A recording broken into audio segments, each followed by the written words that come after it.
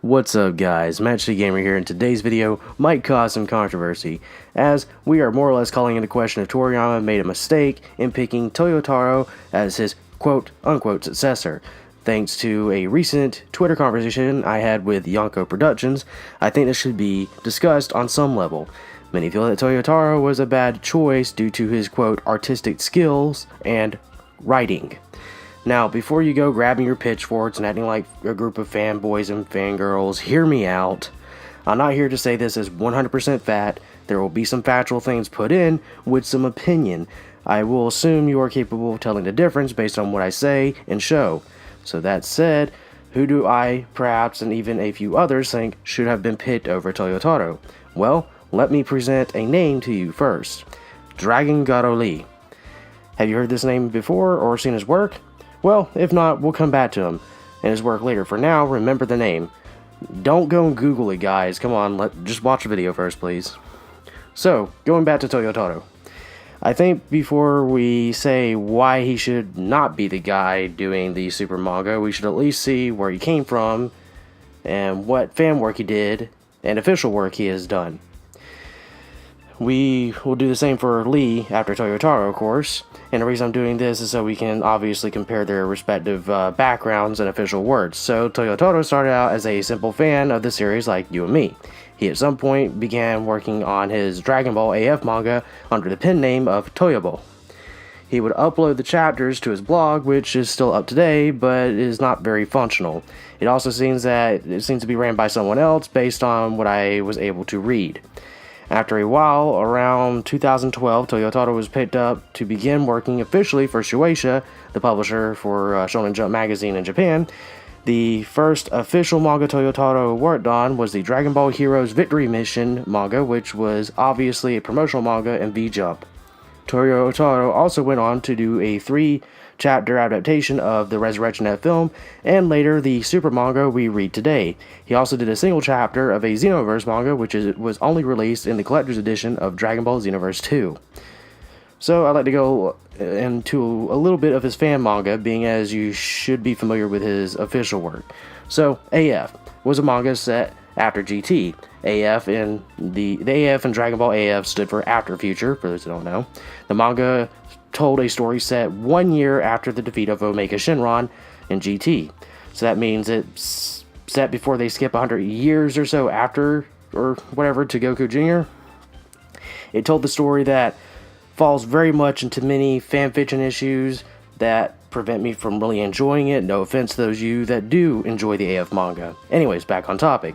So some, I guess, crazy things that Toyotaro wrote in this manga were the Western Supreme Kai basically being Frieza's mother, and also the Western Supreme Kai has a son with Goku somehow or another named Zykor. Spoilers, he's evil. Which I guess would make Frieza Goku's step-kid and make Zykor Frieza's half-brother. Okay, this is getting weird, let's move on. If you want to read the AF manga, I will provide a link to it down below if I can find a safe link for you guys to access. But that said, if you do go on the internet searching for it, download at your own risk. I am not saying that any links I provide to these manga are necessarily safe, and I'm probably not going to download any of them myself. I'm just giving descriptions as I was able to find. Anyways, let's continue. So, now that we covered Toyotaro slash Toyobo, let's move back to the Dragon Garo Lee. So, assuming you have not Googled his name yet, Dragon Garo Lee, who I will be calling Lee for the rest of this video, was responsible for the very well written and drawn, not to mention funny, Dragon Ball side story, The Case of Being Reincarnated as Yamcha, or Dragon Ball That Time I Got Reincarnated as Yamcha, if you personally like the US version of it. This was, and presently is, his only official manga currently published in Jump. Apologies if this is not true anymore when I upload this video. Lee, like Toyotaro, was a simple fan of DB and wrote his own fan manga. I will provide a Kanzenshu forum link that has download links to each of his fan manga. Download at your own risk, as I said previously. Anyways, so onto his list of complete work, he wrote a manga titled DB X Saitama, Dragon Ball Sai Super Vegeta Den, a GT manga adaptation, and something called DB After 4. So as you can see, Lee has written far more fan manga before going pro, I guess you could say. However, I'm not going to make the quantity equals quality argument here, as that's not a real good argument. I will compare the work to each other and let it speak for itself. However, let's cover a little of Lee's work. So starting with the oddly titled DB After 4, or DB After, it seems to be set before Goku goes to train Oob, or maybe after, I'm not sure, as Goten appears as his End of Z self, but Goku and Vegeta are wearing their Buu Saga outfits. Anyways, a chapter I could not find the translation of, seems to be a really long epic battle, mostly of Super Saiyan 3 Goku versus Super Saiyan 3 Vegeta. We also have Future Trunks making an appearance for some reason, and we see Masked Bardock from Dragon Ball Hero / Xenoverse appear in the end. Next manga is DB at Saitama. Many of you likely seen this one. It is the Vegeta vs. Saitama manga that was floating around. I remember seeing this one making its rounds last year, I believe, on Facebook. Not really much here to say, and you likely seen it. Moving on. Dragon Ball Sai, which is basically take Vegeta and put him in Goku's place, so role reversal, Vegeta doing everything Goku did in DB from childhood up to basically Piccolo and a little more. Finally, the GT manga is simple. It's a GT anime, but in manga form.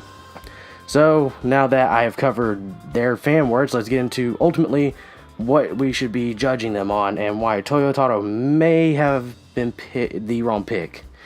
So let me see here. We will be comparing Toyotaro's current Super manga to Lee's Yamcha manga.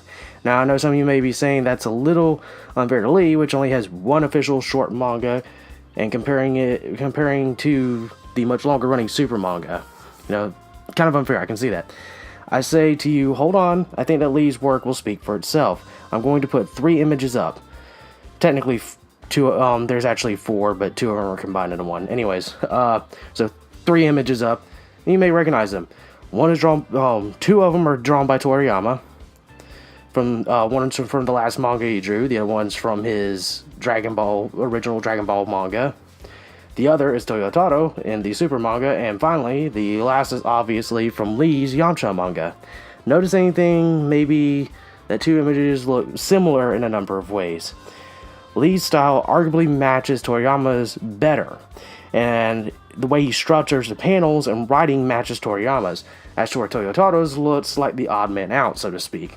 Now, I'm not saying that if Lee wrote the Super manga, it would be as if it was old school Toriyama writing it again, but in terms of how it looks and is structured, it comes off as if, he was the one drawing it again. Now, I can't say that it would 100% match Toriyama's writing, but personally, when I read the old 42 volume manga and then read the Yamcha manga, I see no real difference. Now, of course, this is my personal opinion, and yours may differ from mine. I highly recommend that you do take the time to read the full Super manga, the original Toriyama Dragon Ball manga / Jocko manga, and Lee's Yamcha manga before coming to a conclusion yourself.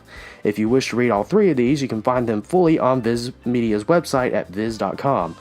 You can read the Yamcha manga for free. It's only 3 chapters long. The Super manga has some old and new chapters for free, but the rest you will have to buy either the volume, or you can subscribe to Viz's subscription service and read them for a low price of like $1 and some change a month. Sounds like a good deal if you ask me, and no, I'm not sponsored, for the record, just putting that out there for those of you that might be interested in the service. I'm thinking about getting it myself. The original manga is also there. Anyways, that's all I got to say. What do you guys think? Do you think Toriyama should have picked Lee, or perhaps he should have stuck with Toyotaro as it is right now? Who knows? What do you guys think? I'd really love to hear your thoughts. That's my closing thoughts. Hope you guys learned something new, or at the very least maybe have something new to think about and discuss with your friends. Make sure to like, comment, and subscribe, turn on that notification bell, and make sure to check out my official Facebook, Twitter, and Twitch pages linked down below. Thank you guys for watching, and have a great day. Peace. Dragon Ball, Dragon Ball Z / Kai, Dragon Ball GT, and Dragon Ball Super are all owned by Fuji TV, Toei Animation, Funimation, and Akira Toriyama. I do not claim to own any of these. The video and any images that appear were used under fair use.